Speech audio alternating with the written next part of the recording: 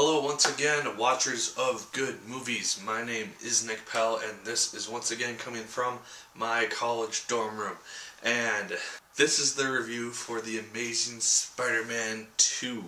Because this movie has so many big events that occur in it, especially towards the end, and there's a lot of specific things I want to actually go into.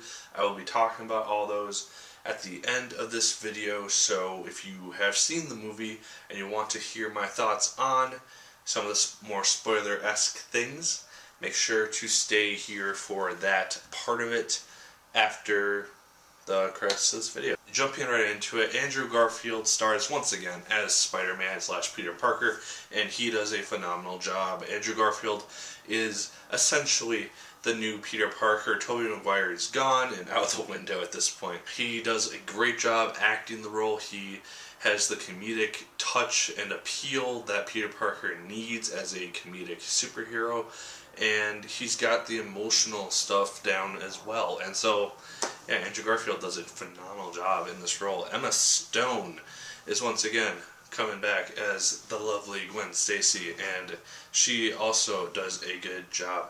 She's in the movie for a fair amount of it, and the majority of the time is with Peter Parker, Andrew Garfield's character. That is essentially where we see them. They have great chemistry together once again, and it's really nice to see a love interest for Peter Parker, which is not Mary Jane Watson yet.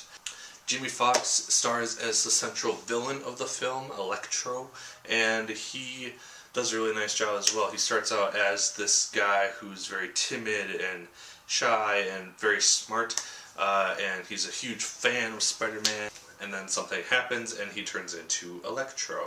This guy who can harness and absorb a lot of this electric power and energy that courses through anything and make himself essentially more powerful. And lastly, we have Dane DeHaan portraying Harry Osborn, or the Green Goblin, and he does a good job as well. He is a very different type of Harry Osborn than James DeFranco. He is a different type of Harry Osborn than James Franco was in the original trilogy, and I honestly like his portrayal a lot more. It's a little bit more realistic, I thought. It's not as moody, and I think that Dane DeHaan did a really nice job with the role, and I look forward to seeing him in the future films as Harry Osborn. Now, getting into the plot without spoiling anything really bad, Spider-Man is essentially in his happy place at this point. He is in control of his powers. He is confident in his abilities as Spider-Man. He is off saving the day, being this heroic symbol of hope, and yet he is still graduating high school and trying to figure out what he wants to do in terms of his future life, and that with Gwen Stacy. So it's a really big on-again, off-again thing. If you remember the end of Amazing Spider-Man 1, he essentially breaks up with Gwen Stacy, and then there's a hint that maybe they'll get together because he's too in love with her to stay away from her. But there's a really big on-again, off-again feel throughout most of the movie. It's like, are they going to be together or aren't they going to be together? We'll see. So I know, and so, spoiler, but yeah, that's what that'll be. And then very quickly into the film, we see the emergence of Electro, or Jamie Foxx's character, and this is done actually in a really nice way. They didn't really rush into it too quickly, I didn't think. The progression was really neat and organized. It happens within like the first half hour of the film, I think. He drops into this pool with electric eels and this other formula stuff, and basically becomes Electro because of that. Can't really trust the science in these movies too much. Yeah, that is the main plot of the film, essentially, is Electro trying to get revenge on Spider-Man for something, which I'll get to in the spoiler bit, and then Harry Osborn is dying. He has some hereditary disease that runs in his family, and he needs Spider-Man's blood to save him. That's kind of his main role without getting too much into the spoiler-esque bits. A lot of the reviews that I've seen have talked about how the narrative wasn't really structured all that well. I really didn't have any issues with it. Usually when I go into a movie having seen reviews about said movie or having read reviews about the movie, I tend to apply those critiques to the film and try to make the movie fit into those critiques in my mind. But It didn't really happen. I found myself enjoying the movie for a large extent of it. There were very little things that I had real issues with, if anything, honestly. There were a lot of comedic moments, there were a lot of action-esque moments, there were just a lot of cool things that worked really well and it flowed really well. There's only one real thing that could have maybe been expanded on a little bit more. It's something that everyone's been talking about. The first bit of the movie kind of explains what happens to Peter's parents after the events of the opening to the first Amazing Spider-Man, and I thought that was really neat. It's kind of a cool continuation of that story. I would like to see maybe a little bit more in the third one if they decide to expand on that. But in terms of enjoyment, I really did enjoy The Amazing Spider-Man 2 a whole lot. It surprised me at how much I really liked this movie. And so, yeah, if you saw the first one and either you thought it was okay or you really liked it like I did, definitely go check this out because it is a lot better in my opinion. The total of like the three villains that they show, it's not really a huge overcrowding thing. The main central villain is Electro, and he is the main dominant force in the movie.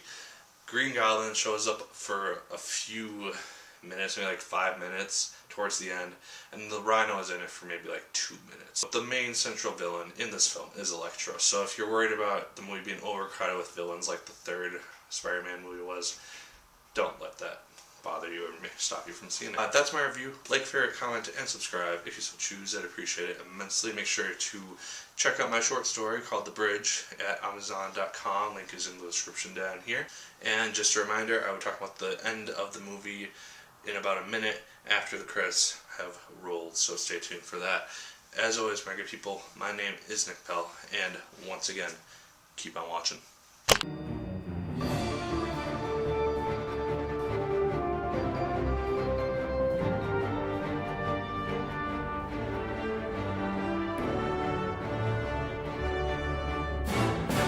And if you are still watching, you are here to see me talk about the ending / spoiler-esque parts of The Amazing Spider-Man 2.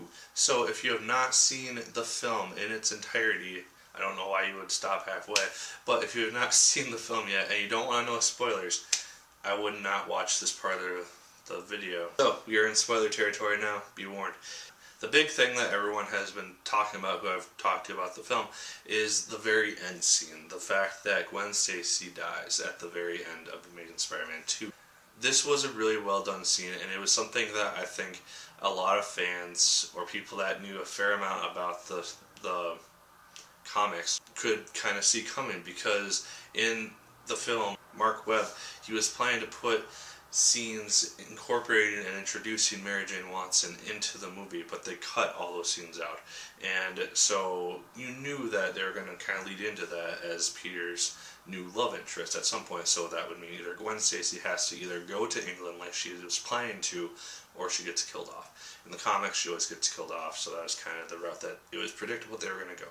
In terms of the sequence of her dying, I thought it was pretty well done. The CGI web that he shoots from his hand, which turns into like a hand trying to grab for her, that was really, really cool and a really neat effect that they did. And it's not exactly clear how she died, whether it was with the fact that she fell so far and then just stopped because the web grabbed her, and just snapped something, or if her body actually hit the ground for a second before the web got her, which is what I think ended up happening, because it looked like she hit the ground and then the web got her a second later. Not really clear on that, but the very end sequence after that I thought was really neat and very, very sad, because in most of these movies the person who looks like they're dead is gonna wake up and be like, oh, I'm fine, and she didn't wake up.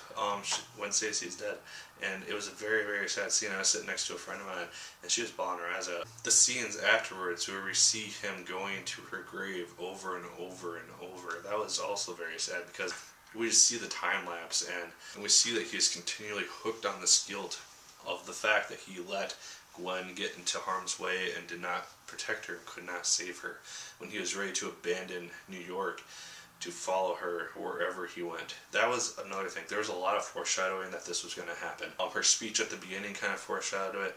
The fact that we saw her father just appear as kind of like a warning, don't put her in danger.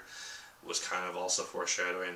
So the other kind of main thing that I wanted to get into was the idea of Peter's parents and their background in terms of the cure, and the fact that Peter was able to dive into finding all this research and finding out that the venom and the thing that he made is only applicable to people of his genetic bloodline, which is why Peter did not mutate like Harry did, and instead just got the powers. I think it'd be really interesting if in the third movie we got to see maybe something start to go wrong with that, like in the animated show where he kind of mutates into this huge spider-esque creature, and maybe that's where like Venom and Carnage and the Sinister Six should come in, and they have to like take down Spider-Man because he becomes this terrible creature who can't be stopped.